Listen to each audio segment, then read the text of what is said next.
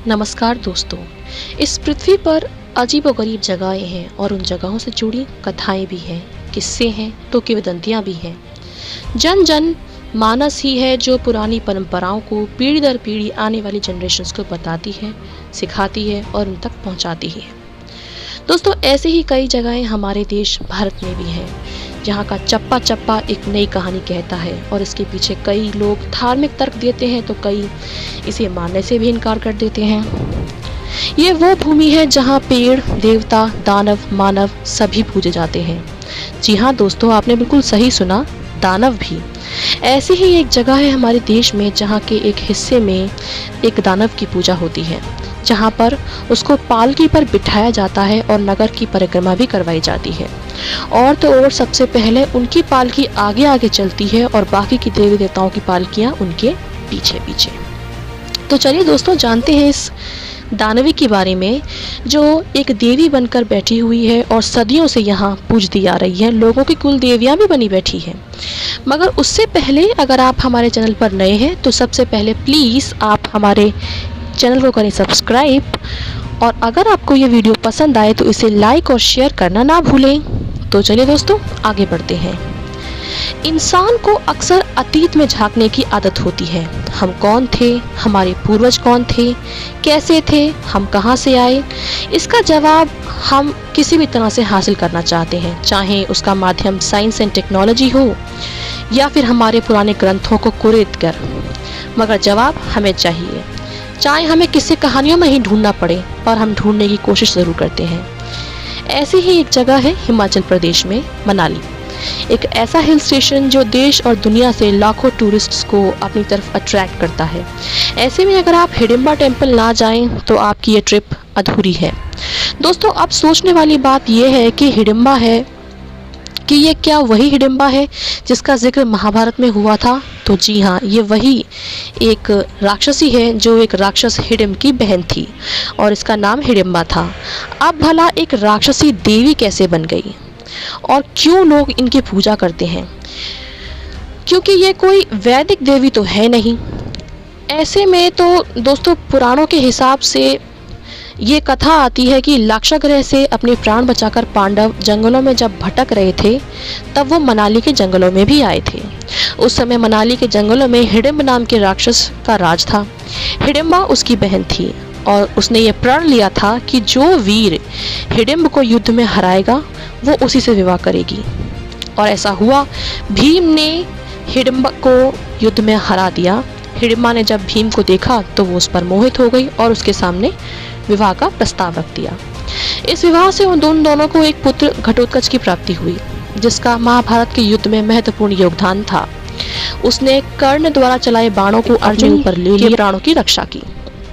जब हिडिंबा ने श्री कृष्ण से कहा कि इस युद्ध में अपना पुत्र मैं सब कुछ खो चुकी हूँ, निराश हो चुकी हूँ और दुखी हो चुकी हूँ, तो ऐसे में श्री कृष्ण ने उन्हें तपस्या का मार्ग दिखाया और धुंगली के इलाके में एक देवी के रूप में पूजे जाने का आशीर्वाद दिया।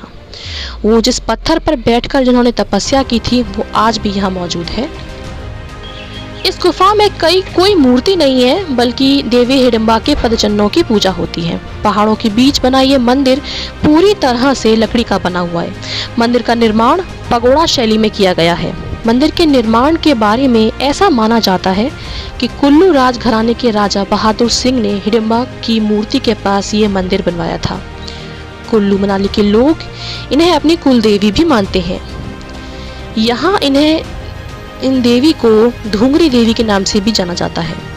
हर साल 14 मई को हिडिंबा देवी की जयंती मनाई जाती है। इस अवसर पर एक विशेष पूजा की जाती है जिसे लोग घोर पूजा कहते हैं। कुल्लू दशहरे में देवी हिडिंबा का बेहद महत्वपूर्ण स्थान है। नवरात्र के दौरान जहां सभी हिंदू देवी दुर्गा की आराधना करते हैं, तो वहीं मनाली में लोग देवी हिडिंबा की पूजा करते हैं। नवरात्र के दौरान यहाँ मंदिर के बाहर लोगों की कतारें और भीड़ और भी ज़्यादा बढ़ जाती हैं। हर साल बसंत में यहाँ के लोकल्स हिडिंबा देवी मेला बनाते हैं। यहाँ के लोग इन्हें देवी दुर्गा का अवतार भी मानते हैं और इसी रूप में उनकी पूजा भी करते हैं।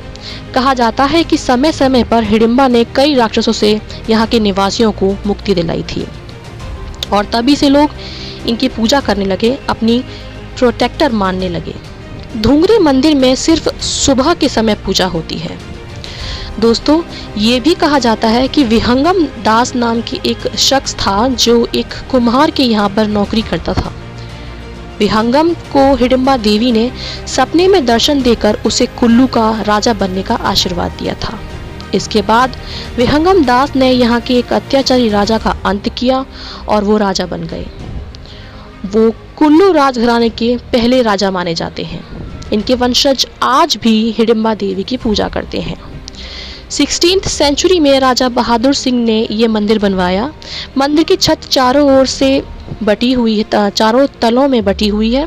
मंदिर की 3 दिशाओं में बरामदे हैं। मंदिर के मुख्य दरवाजे के ठीक ऊपर नवग्रहों की प्रतिमा मिल जाएगी।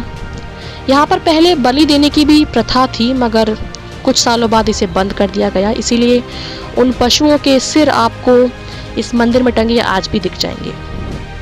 मंदिर से लगभग 20 मीटर की दूरी पर भीम और हिडिंबा के पुत्र घटोत्कच विराजमान है। यहाँ कोई मंदिर नहीं है, देवदार के एक वृक्ष पर ही घटोत्कच का निवास स्थान माना जाता है और यहीं पर उनकी पूजा भी की जाती है। दोस्तों, यहाँ एक और परंपरा है कि जब हिडिंबा देवी को पालकी में बिठाकर उनको सबसे आगे आगे ले जाया जाता है। बाकी की सभी देवी देवताओं की मूर्तियाँ या पालकियाँ उनके पीछे पीछे चलती हैं। जब तक देवी हिडिंबा नहीं पहुँचेंगी तब तक ये उत्सव शुरू नहीं होगा। ये उत्सव केवल 7 दिनों तक मनाया जाता है, जहाँ पूरे देश में रावण, मेघनाद, कुंभकर्ण को जलाया जाता है और दशहरा का समापन किया जाता है। तो यहाँ इस इलाके में इस त्योहार का आगाज होता है। माता हिडिंबा का इसमें विशेष योगदान रहता है। हिडिंबा को राजघराने की दादी भी कहते हैं। कुल्लू दशहरा देवी के आगमन पर ही शुरू होगा। पहले दिन देवी हिडिंबा का रथ कुल्लू के राजमहल में प्रवेश करता है और यहाँ की माता की पूजा के बाद ही श्री रघुनाथ भगवान को लाया जाता है।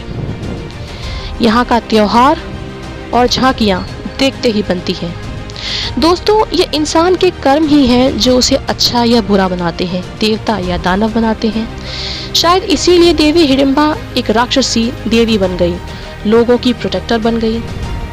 कुछ लोग तो यहाँ तक कहते हैं कि जब वो यहाँ आते हैं तो यहाँ की हवाओं में, इस जगह में वो कुछ दैवीय होने का आभास करते हैं।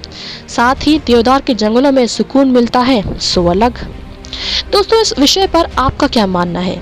नीचे दिए कमेंट सेक्शन में लिखकर हमें ज़रूर बताइएगा। Until the next video, goodbye and take care.